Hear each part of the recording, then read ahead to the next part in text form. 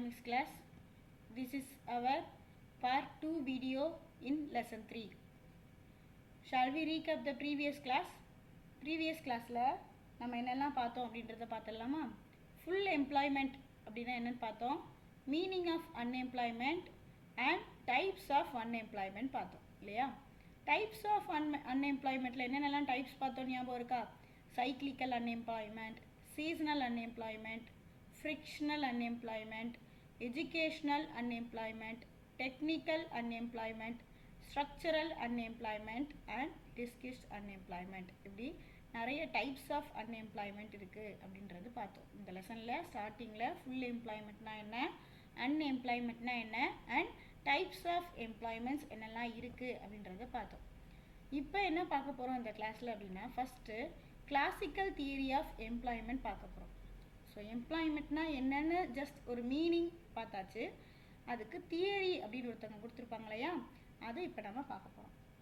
இந்த தியரி அப்படின்னு எடுத்துக்கிட்டிங்கன்னா, there was no single theory which could be labeled as classical theory of employment.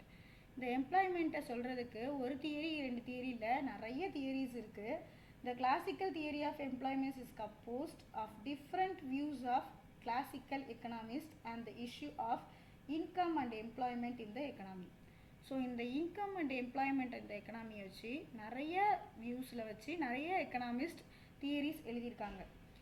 Adam Smith நமக்கு ஏற்கனவே தெரியும் இல்லையா, அவர் ஒரு புக் எழுதியிருக்காரு, an enquiry into the nature and causes of the wealth of nations அப்படின்னு சொல்லி 1776 ஆடம் ஸ்மித் ஒரு புக் எழுதியிருக்காங்க.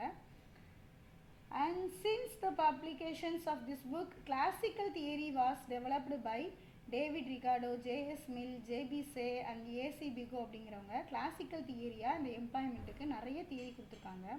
இந்த கிளாசிக்கல் எக்கனாமிஸ்ட் என்ன அஷ்யூம் பண்ணியிருக்காங்க இந்த தியரியை அப்படின்னா, that the economy operates at the level of full employment without inflation in the long period. இன்ஃப்ளேஷனே இல்லாமல் ஃபுல் எம்ப்ளாய்மெண்ட்டு இருக்கும் லாங் பீரியடுக்கு அப்படின்னு கொடுத்துருக்காங்க. They also assumed that wages and prices of goods were flexible. Wages and prices of goods were flexible. நமக்கே meaning என்னன்னு புரியுது, ப்ரைஸஸ்க்குரிய prices குட்ஸ்க்குரிய வேஜஸ்லாம் ஃப்ளெக்சிபிளாக இருக்கும் அப்படின்னு சொல்லியிருக்காங்க. The competitive market existed in the economy. இந்த காம்படிட்டிவ் மார்க்கெட் இருக்கிறனால எக்கனாமியில், காம்படிட்டிவ் மார்க்கெட் தானே இருக்குது எக்கனாமியில், ஒரு ப்ராடக்டாக இருக்குது இல்லையா, இல்லை.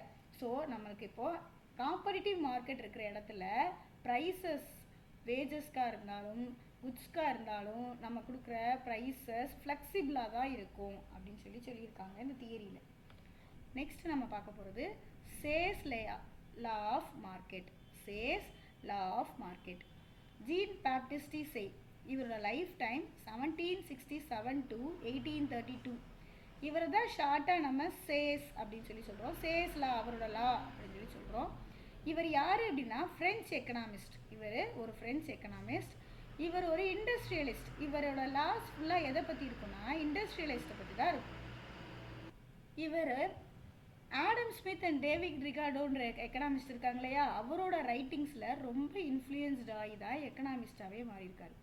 இவரை பொறுத்தளவு என்ன சொல்கிறாரு இந்த எம்ப்ளாய்மெண்ட்டை பற்றி அப்படின்னா, J B Say initiated the proposition or that supply creates its own demand அப்படின்னு சொல்கிறாரு. There cannot be general over production or the problem of unemployment in the economy.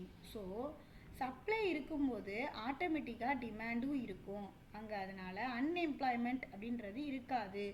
Over production நம்ம பண்ணும்போது ஆட்டோமேட்டிக்காக அன்எம்ப்ளாய்மெண்ட் க்ரியேட் ஆயிரும் அப்படின்றது இவரோட வியூ. ஸோ இப்படி chase லா அப்படின்றவர் அவரோட வியூவை நமக்கு கொடுத்துருக்காரு. இந்த சேஸ் லா அதே மாதிரி என்ன சொல்லியிருக்காங்க அப்படின்னு பார்த்தோம், supply creates its own demand அப்படின்னு சொல்லியிருக்காங்க. இப்போ நமக்கு புக்கில் ஒரு டயக்ராம் கொடுத்துருக்காங்க. இந்த டயக்ராமை பார்த்தோன்னா நமக்கு கிளியராக அண்டர்ஸ்டாண்ட் ஆகும். இங்கே டாம் அப்படின்றவர் ஒருத்தர் இருக்காரா, டாம் அப்படின்னு ஒருத்தரோட இமேஜ் இருக்கா, இவர் என்ன பண்ணுறாரு, லெமனாய்டு வந்து சேல்ஸ் பண்ணுறாரு, சப்ளை பண்ணுறாரு. இந்த டாம் அப்படின்றவர் இந்த லெமனாய்டு வந்து சப்ளை பண்ணுறாரு. Tom makes and sells lemonade, இந்த லெமனட் சப்ளை பண்ணுறாரு. சப்ளை பண்ணுறது மூலியமாக இவருக்கு என்ன கிடைக்கும், மணி கிடைக்கும். Tom earns money from the sale of lemonade. So இதிலேருந்து இந்த லெமனேட் சேல்ஸ் பண்ணுறதுலேருந்து இவருக்கு சம் மணி கிடைக்குது. அந்த மணியை இவர் கிடைச்ச மணியை என்ன பண்ணுறாரு, அவர் ஆட்டோமேட்டிக்காக டிஸ்ட்ரிபியூட் பண்ணுறாரு. எதுக்காக? டாம் ஸ்பென்சர் மணி ஹெட்ஃபோன் வாங்குறாரு, கீ வாங்குறாரு, அந்த அவருக்கு பிளே ஸ்டிக் வாங்குறாரு. இந்த மாதிரி நிறைய பொருள் வாங்கி அவரோட டிமாண்டை க்ரியேட் பண்ணிக்கிறாரு. ஸோ சப்ளை இருக்கிற இடத்துல கண்டிப்பாக ஆட்டோமேட்டிக்காக என்ன இருக்குன்னு சொல்கிறாங்கன்னா டிமாண்ட் இருக்கும் அப்படின்னு சொல்கிறாங்க. நெக்ஸ்ட் இப்போ நம்ம பார்க்க போகிறது, அவர் என்ன சொல்கிறாரு அப்படின்னா supply creates its own demand அப்படின்னு பார்த்தோம். In short, this classical theory explain that a person receives is income from production which is spent on the purchase of goods and services produced by others. ஒரு person என்ன பண்ணுறாங்க அப்படின்னா அவரோட receives is income இருக்கு இல்லையா, அவரோட income from production. ஒரு production பண்ணுறாங்க அப்படின்னா ஒரு பர்சனுக்கு இன்கம் கண்டிப்பாக வரும். நம்ம இப்போ ஏதோ ஒரு பொருள் சேல்ஸ் பண்ணுறோம் ப்ரொடக்ஷன் பண்ணி அப்படின்னா நமக்கு இன்கம் வரும் இல்லையா. Which is spent on the purchase of goods and services produced by others. இதை நம்ம என்ன பண்ண போகிறோன்னா வேறு இன்னொருத்தவங்க ப்ரொடக்ஷன் பண்ணி சேல்ஸ் பண்ணுவாங்க இல்லையா, அதை போய் பர்ச்சேஸ் பண்ணும்போது இதை நம்ம ஆட்டோமேட்டிக்காக ஸ்பெண்ட் பண்ணுவோம். ஸோ ஒரு இன்கம் வரும்போது ஆட்டோமேட்டிக்காக அதை நம்ம ஸ்பெண்ட் பண்ணி தான் ஆகும் அப்படின்றது தான் சொல்கிறாங்க. For the economy as a whole therefore total production equals total income. So production நடக்க ஆட்டோமேட்டிக்காக அங்கே என்ன இருக்குமா, இன்கம் இருக்கும் அப்படின்னு சொல்கிறாங்க. இந்த டயக்ராமை பார்த்தீங்கன்னா உங்களுக்கு தெரியும், demand of goods and services. ஆட்டோமேட்டிக்காக ஒரு குட்ஸ்க்கு டிமாண்ட் இருக்குது. அந்த டிமாண்ட் இருக்கும்போது என்ன பண்ணுவாங்கன்னா அகெயின் சப்ளை பண்ணுவாங்க. சப்ளை பண்ணுறது அகெயின் டிமாண்டுக்கு வரும். அதே மாதிரி தான் அந்த இன்கம் அப்படின்னு எடுத்துக்கிட்டாலும், இப்போ நம்ம ஒரு குட்ஸ் ப்ரொடக்ஷன் பண்ணுறோம், அதிலிருந்து நமக்கு இன்கம் வருது. இன்கம் வந்தால் அதை நம்மகிட்டே வச்சுருக்க மாட்டோம், அகெயின் குட்ஸ் அண்ட் சர்வீசஸ் வாங்குறதுக்காக அந்த இன்கம்மை ஸ்பெண்ட் பண்ண தான் போகிறோம். ஸோ இதெல்லாமே நம்ம செகண்ட் லெசனில் பார்த்த ஃப்ளோ ஆஃப் சர்க்கிள் தான். நம்மளோட மணி ஒரே இடத்துல இருக்காது, சர்க்குலேட் ஆகிட்டே இருக்கும் அப்படின்றது தான் இந்த இமேஜ் நமக்கு சொல்லுது. நெக்ஸ்ட் நம்ம பார்க்க போகிறது இந்த சேஸ் லா பார்த்தோம் இல்லையா. இந்த சேஸ் லாவோட அசம்ஷன்ஸ், அதாவது இந்த சேஸ் லா அப்படின்றது, சேஸ் லா நம்ம என்ன சொன்னோம், ஆட்டோமேட்டிக்காக சப்ளை இருக்கும்போது டிமாண்ட் இருக்கும், டிமாண்ட் இருக்கும்போது சப்ளை இருக்கும், supply creates its own demand அப்படின்னு பார்த்தோம். அப்போது சில சமயங்களில் இந்த தியரிஸ் அப்ளிகபிள் ஆகாது, அதுக்கு சில அசம்ஷன்ஸ் இருக்குது. இந்த அசம்ஷன்ஸ்லாம் இருந்துன்னா தியரி அப்ளிகபிள் ஆகாது அப்படின்னு சொல்கிறாங்க. First assumption, no single buyer or seller of commodity or an input can affect price. So அங்கே என்ன இருக்கக்கூடாது அப்படின்னா no single buyer or seller of a commodity. ஒரு கமாடிட்டிக்கு சிங்கிள் பையரோ செல்லரோ இருந்தால் இந்த தியரி அப்ளிகபிளே ஆகாது. ஏன்னா ஸ்டார்டிங்லேயே நம்ம பார்த்தோம், இந்த theory only for competitive market. Competitive மார்க்கெட்டாக இருக்கும்போது தான் ஆட்டோமேட்டிக்காக சப்ளை க்ரியேட் ஆகும்போதே அதோட டிமாண்டும் ஆட்டோமேட்டிக்காக க்ரியேட் ஆகிட்டே இருக்கும் அப்படின்னு பார்த்தோம். பட் சிங்கிள் செல்லர் சிங்கிள் பையராக இருந்தால் அந்த மாதிரி இருக்கிறதுக்கு சான்ஸ் இல்லை. செகண்ட் பாயிண்ட், ஃபுல் எம்ப்ளாய்மெண்ட் இருக்கும்போதும் இந்த தியரி அப்ளிகபிள் ஆகாது. Third one, people are motivated by self interest. People எப்படி மோட்டிவேட் ஆகுறாங்கன்னா அவங்களோட செல்ஃப் இன்ட்ரெஸ்ட், எனக்கு வேணும், நான் ஏர்ன் பண்ணணும் அப்படின்னு ஒரு செல்ஃப் இன்ட்ரெஸ்ட் இருந்தால் மட்டும்தான் இதில் டிட்டர்மைன் பண்ணி நம்ம என்ன ஃபோக்கஸ் பண்ணுறோமோ அதை நம்மளால் அச்சீவ் பண்ண முடியும். Fourth one, the laissez-faire policy. It's very essential for an automatic and self-adjusting process of full employment equilibrium. இப்போ laissez-faire policy அப்படின்றது என்ன அப்படின்னா, அதாவது இதில் ரொம்ப ஓவராக இன்டர்ஃபியர் ஆக தேவையில்லை, அது இஷ்டத்துக்கு அதை தன்னாலேயே நடக்க விடுறது. இந்த மாதிரி ஒரு பாலிசி எக்கனாமியில் இருந்தால் மட்டும்தான் நம்மளோட ஓன் இன்ட்ரெஸ்டில் நம்ம வேலை பார்க்க முடியும். நம்மளோட இண்டஸ்ட்ரியில் என்ன கொடுக்கணும்னு விரும்புகிறோமோ அதை நம்ம இஷ்டத்துக்கு கொடுக்க முடியும். Fifth one, there will be a perfect competition in labor and product market. Perfect competition அப்படின்னா அங்கே more than 2 sellers or buyers இருக்கணும். சிங்கிள் செல்லரோ சிங்கிள் பையரோ இருந்தால் இந்த அசம்ஷன் அப்ளிகபிள் ஆகாது. Sixth one, there is wage price flexibility. இங்கே wage price flexibility கண்டிப்பாக இருக்கணும். Wage price ஃப்ளெக்சிபிலிட்டினா price ஒரே ஸ்டேபிளாக இருக்கக்கூடாது, இன்ஃப்ளேஷன் ஆர் டிஃப்ளேஷன் இருந்துகிட்டே இருந்தால் தான் இந்த தியரி அப்ளிகபிள் ஆகும். Seventh one, money acts only as a medium of exchange. இந்த தியரியை பொறுத்தளவு மணி அப்படின்றது பெரிய ரோல் எடுத்துக்கிறது இல்லை. இங்கே money only as a medium of exchange. ஒரு பொருள் நம்மக்கிட்ட வர்றதுக்கும் நம்மக்கிட்ட இருந்து போகிறதுக்கும் ஒரு மீடியமாக, ஒரு பார்த்தா மட்டும்தான் மணி யூஸ் ஆகுது தவிர வேறு எந்த விதத்துலேயும் இந்த தியரியில் மணியை பற்றி எக்ஸ்பிளைன் பண்ணவே இல்லை. 8th one long run analysis. 8th one long run analysis. இதில் லாங் ரன் அனாலிசிஸ் அப்படின்றது என்னென்னா, இந்த சேல்ஸ் லாவை பொறுத்தளவு ஒன்லி த லாங் டேர்ம் மார்க்கெட்டை மட்டும்தான் எடுத்து நம்ம அனலைஸ் பண்ண முடியும். ஷார்ட் ரன் மார்க்கெட்லேயோ ஷார்ட் ரன் அனாலிசிஸ்லேயோ இந்த தியரி அப்ளிகபிள் ஆகாது. தென் 9th assumption, there is no possibility for overproduction or unemployment. இந்த தியரியை பொறுத்தளவு ஓவர் ப்ரொடக்ஷனுக்கோ அன்எம்ப்ளாய்மெண்ட்டுக்கோ பாசிபிலிட்டியே கிடையாது. ஓவர் ப்ரொடக்ஷன்னா என்ன, அளவுக்கு அதிகமாக ப்ரொடக்ஷன் போகிறது. அன்எம்ப்ளாய்மெண்ட்னா என்னென்னா வேலை இல்லாமல் இருக்கிறது. இது நமக்கு தெரியும். இந்த தியரியை பொறுத்தளவு இந்த மாதிரி ஒரு சுச்சுவேஷன் ஓவர் ப்ரொடக்ஷனாகவோ அன்எம்ப்ளாய்மெண்ட்டாவோ இருந்துச்சுன்னா இந்த சேல்ஸ் லாவே அப்ளிகபிள் ஆகாது. Next 10th assumption, unutilized resources used until reaches full employment.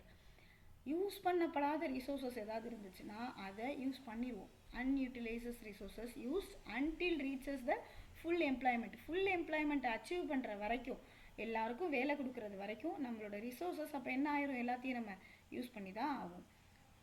தென் 11th one, no government intervention automatic price adjustment mechanism operated. இங்கே கவர்மெண்ட் இன்டர்வென்ஷன் அப்படின்றது ஒன்று இருக்கவே கூடாது. Automatic price adjustment mechanism operate ஆகிட்டு இருந்தால் தான் மட்டும்தான் இந்த சேல்ஸ் லா அப்ளிகபிள் ஆகும். Last assumption, interest rate flexibility leads is saving. Interest rates இருக்கு இல்லையா, இதுதான் சேவிங்ஸ்க்கு லீட் பண்ணுது அப்படின்னு சொல்லி சொல்கிறாங்க. ஸோ இங்கே அசம்ஷன்ஸ் பார்த்தோம். என்னெல்லாம் அசம்ஷன் பார்த்தோன்னு அகைன் ஒருக்க பார்த்துடலாம். No single buyer or seller of commodity or an input can affect price. Full employment. People are motivated by self-interest and self-interest determines economic decisions. The laissez-faire policy is essential. Then there will be a perfect competition in labor and product market. There is wage price flexibility.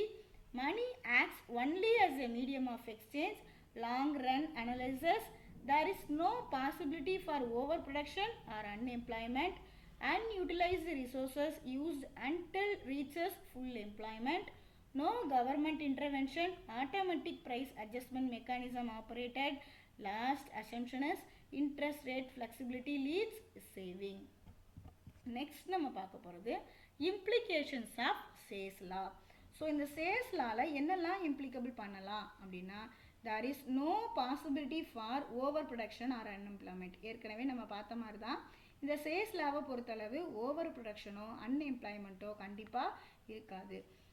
Second one, if there is excess unutilized resources in the economy, it is profitable to employ them up to the point of full employment.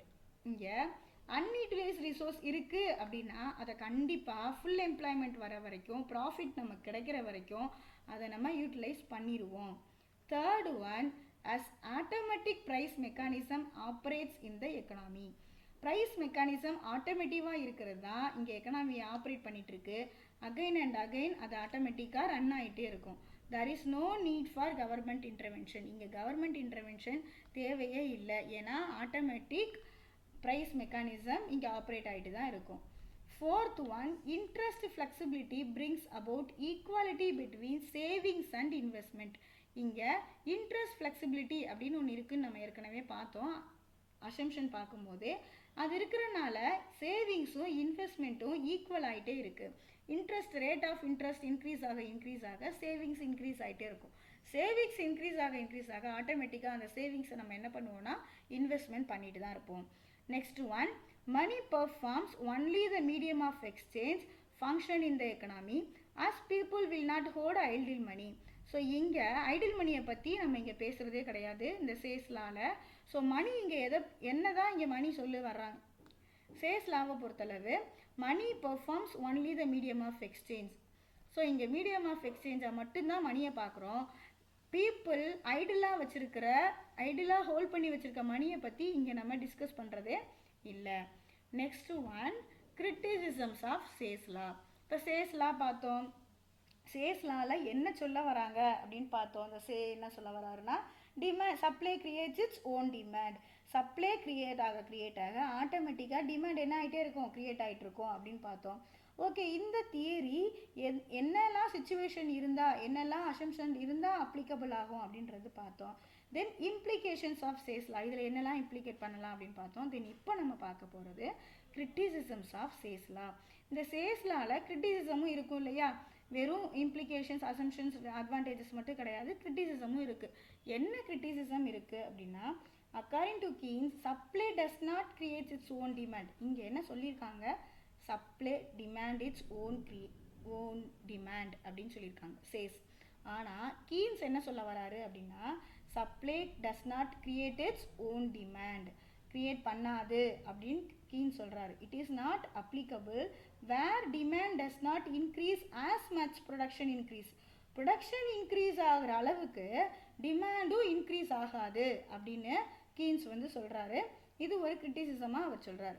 Next criticism, automatic adjustment process will not remove unemployment. Automatic price process, automatic adjustment ப்ராசஸ்ன்னு நம்ம பார்த்தோம். இது எப்படி அன்எம்ப்ளாய்மெண்ட்டை remove பண்ணும்? அன்எம்ப்ளாய்மெண்ட்டை remove பண்ணாது. Unemployment can be removed by increase இந்த rate of investment. Rate of இன்வெஸ்ட்மெண்ட்டை இன்க்ரீஸ் பண்ண தான் அன்எம்ப்ளாய்மெண்ட் ரிமூவ் ஆகும். ஆட்டோமேட்டிக் அட்ஜஸ்ட்மெண்ட் ப்ராசஸால் ரிமூவ் ஆகாது அப்படின்னு சொல்கிறாங்க.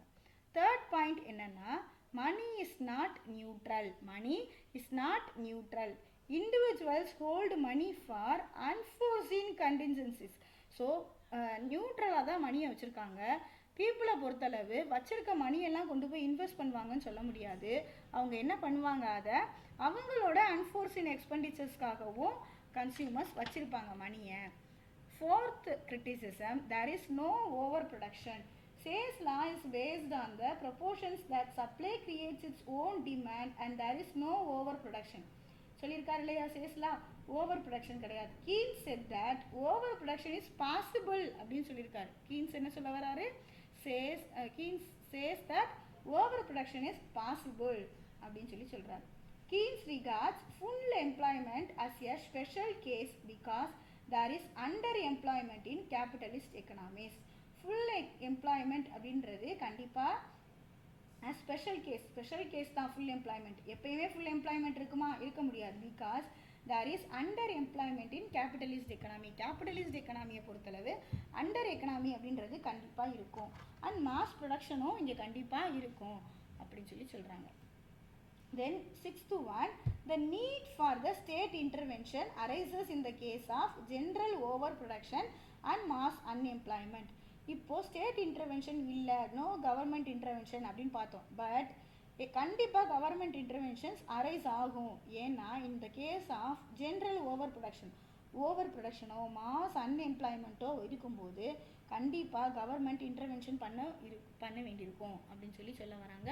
So these are all the criticisms of Say's law. Say's ஒரு தியரி கொடுத்துருந்தாலும், எம்ப்ளாய்மெண்ட்டை பற்றி அவர் ஒரு தியரி கொடுத்துருந்தாலும், லா ஆஃப் மார்க்கெட்டை பற்றி கொடுத்துருக்காரு. இருந்தாலும் கீன்ஸ் அதிலிருந்து சில கிரிட்டிசிசம்ஸ் கொடுத்துருக்காரு. அந்த தியரியில் இருக்க மிஸ்டேக்ஸை நமக்கு எடுத்து சொல்லியிருக்காங்க. நெக்ஸ்ட் இப்போ நம்ம பார்க்க போகிறது, கீன்ஸ் சொன்னோம் இல்லையா, அவர் சில கிரிட்டிசிசம் கொடுத்துருந்தாரு சேஸோட லால.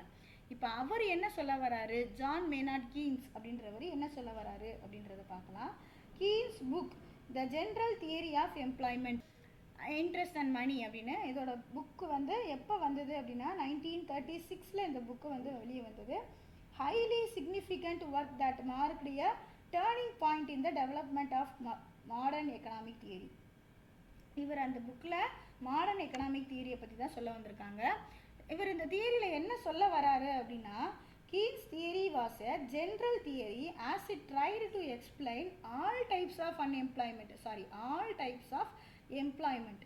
இவர் என்ன சொல்ல வராரு அப்படின்னா, Keynes theory was a general theory as it tried to explain all types of employment. எல்லா டைப்ஸ் ஆஃப் எம்ப்ளாய்மெண்ட்டை பற்றியும் இவர் வந்து எக்ஸ்பிளைன் பண்ணுறாரு. Also the concept of full employment as well as the possibility of under employment. So இதை பற்றி எல்லாமே அவரோட புக்கில் தியரியாக கீன்ஸ் வந்து சொல்லியிருக்காரு. ஸோ இன்றைக்கி நம்ம இந்த கிளாஸில் என்னெல்லாம் பார்த்தோம் அப்படின்னு பார்த்துடலாம். Classical theory of employment, Say's law of market பார்த்தோம், assumptions of Say's law of market, implications of Say's law of market and criticisms of Say's law of market, Keynes theory of employment and income. Next இன்னைக்கு நம்ம homework நீங்கள் படிச்சுக்க வேண்டியது என்னன்னா, list out the assumptions of Say's law according to classical theory of employment, how wage reduction solve the problem of unemployment, diagrammatically explain, critically explain Say's law of market. இது நீங்கள் இன்னைக்கு ஹோம்ஒர்க்காக படிச்சுக்கோங்க ஸ்டூடெண்ட்ஸ். தேங்க்யூ. நெக்ஸ்ட் டாபிக்ஸை next வீடியோஸில் பார்க்கலாம்.